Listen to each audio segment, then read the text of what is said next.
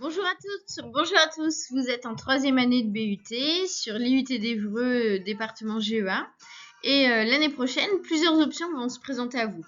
Première possibilité, tu as envie de te poser, tu as envie de faire une pause. C'est ton choix, pourquoi pas. Attention à bien pouvoir se remettre au travail après. Deuxième option, l'insertion professionnelle. Tu choisis l'insertion professionnelle. À ce moment-là, tu vas avoir à faire une lettre de motivation et un CV pour devenir comptable, conseiller de gestion, assistant de direction, chargé de clientèle, etc. selon la spécialisation que tu auras choisie en troisième année, à savoir soit GPRH, GMA ou GC2F. Autre option, eh bien, tu peux partir sur la poursuite de tes études, à savoir l'université ou les écoles de commerce. Quelques exemples de master, le master ressources humaines, partenariat stratégique, distribution, management, etc. Alors, il faut que tu saches qu'il y a à peu près une trentaine de pourcents d'étudiants qui se lancent dans la poursuite d'études après leur master. Ça, ce sont les chiffres du ministère de la Recherche. Tu peux les trouver directement sur Internet, d'ailleurs. Et si tu choisis une université, eh bien, restez sur les bancs de l'université, puisque je te rappelle qu'à l'IUT d'Évreux, c'est l'université de Rouen-Normandie. Tu auras l'option entre des masters professionnels, plutôt formation continue, alternance, ou des masters recherche, là en l'occurrence pour partir sur un doctorat, ou bien classique, la formation initiale. En ce qui concerne l'organisation des enseignements, il faut bien que tu notes que si tu as besoin d'un cadre, attention, l'université n'est pas le bon choix. Les cours sont très théoriques, académiques, c'est la poursuite. Malgré tout, elles incluent de plus en plus d'enseignements dits pratiques avec beaucoup d'alternance et ce de plus en plus, ce que je recommande puisque plus on a de la pratique, plus on est opérationnel. Tu souhaites te former par exemple à l'IAE. J'ai pris l'IAE de Caen parce que je suis une ancienne de l'IAE de Caen. Quelles sont les conditions d'admission? Il faut que tu saches que les conditions d'admission vont être spécifiques à chaque formation. D'un IAE à l'autre, d'une formation à une autre. Les conditions d'admission sont différentes. Donc, anticipe, fais le listing de ce que tu souhaites intégrer, fais des recherches sur l'institution que tu vises et rends-toi sur la fiche formation, rubrique conditions d'admission et regarde les prérequis nécessaires pour intégrer la formation. Quel est le lien entre un IAE et l'université? L'IAE, c'est une composante de l'université.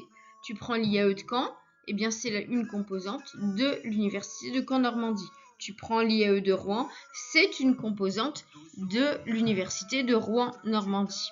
Ce qui est intéressant, c'est que tu bénéficies des ensembles des services universitaires sous une certaine forme de gratuité avec une inscription à l'université sur des droits d'inscription classiques de l'université.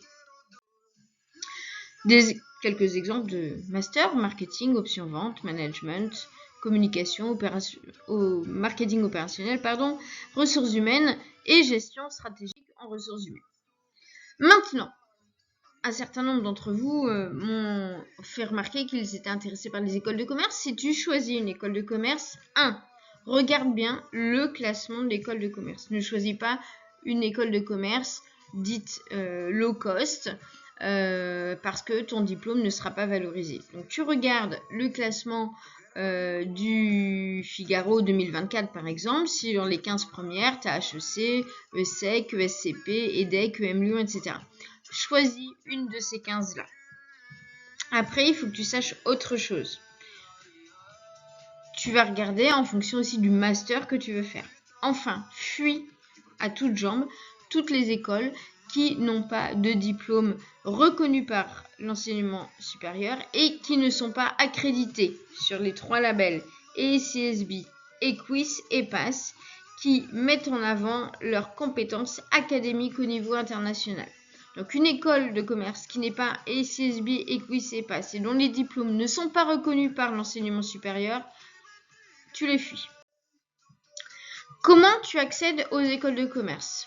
Le concours tremplin, par exemple Tremplin 2 pour accéder à Cage, EM Strasbourg, Néoma, Rennes, Montpellier. Les concours Passerelle 2, les concours Access pour l'ISEG, l'ESCALEDES, les concours Ambition pour EBS Paris, EDC, ESCE, IPAG. Maintenant, il faut que tu saches que quel que soit le parcours, insertion professionnelle, école de commerce, université, tu auras toujours à travailler ton CV et ta lettre de motivation. Première chose, ton CV, tu dois le personnaliser. Pourquoi ? Il doit répondre en tout point à l'annonce, si c'est une offre d'emploi, ou au diplôme que tu vises. Donc, utilise les mots-clés de l'annonce ou du description de la formation. Ta lettre de motivation, c'est exactement la même chose. Je te donne l'exemple sur une lettre de motivation que d'ailleurs tu retrouveras sur la rubrique support dans Universitis. Je m'adresse à l'IAE de Caen parce que je vise le master franco-américain d'affaires internationales. Je le note. Je l'explique en source d'objet. Le responsable est un homme, je l'appelle monsieur. Ma première phrase, je la démarre par un alinéa, ça c'est pour la forme, donc la présentation, et j'aligne bien, comme tu le vois, à gauche comme à droite, mon paragraphe. Je démarre. Je présente ma situation, je suis particulièrement intéressée par le Master 1 franco-américain d'affaires internationales de votre établissement et souhaite vivement intégrer votre programme à la rentrée prochaine. Ensuite, tu te présentes. Titulaire d'un BUT gestion des entreprises et des administrations, et là tu le mets en toutes lettres, option gestion des événements, des métiers, de l'art et du patrimoine, ou option gestion entreprise, entrepreneuriat, métier, des activités. J'ai développé de solides compétences en gestion de projet, en communication interculturelle et en marketing. Mon expérience en stage au sein de l'entreprise AFPAR m'a permis de mettre en pratique des acquis et de découvrir les enjeux du secteur pharmaceutique dans le contexte international. Le caractère international de votre master, donc là tu dis ce qui t'intéresse, alliant l'expertise française et américaine, répond parfaitement à mon projet professionnel.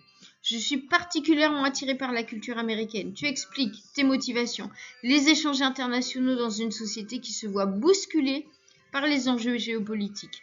Par ailleurs, les opportunités double cursus, échanges universitaires entre autres, ont particulièrement retenu mon attention. La possibilité d'étudier en anglais et en français, ainsi que d'acquérir une double culture, me permettra de développer une vision globale des affaires internationales et de me préparer à évoluer dans un environnement multiculturel. Je suis convaincue que mon parcours académique et professionnel, ainsi que ma motivation à réussir, feront de moi un étudiant engagé, un ou une performant au sein de votre master. Je vous remercie de l'attention que vous porterez à ma candidature et reste à votre disposition pour tout complément d'information. Veuillez agréer, mesdames, monsieur, l'expression de mes salutations distinguées, bien sûr. 15 jours après, tu relances et tu regardes, que ce soit pour un poste, que ce soit pour un master. Pourquoi ? Parce que le fait de relancer oralement, par téléphone, tu marques l'effort, tu marques ta motivation.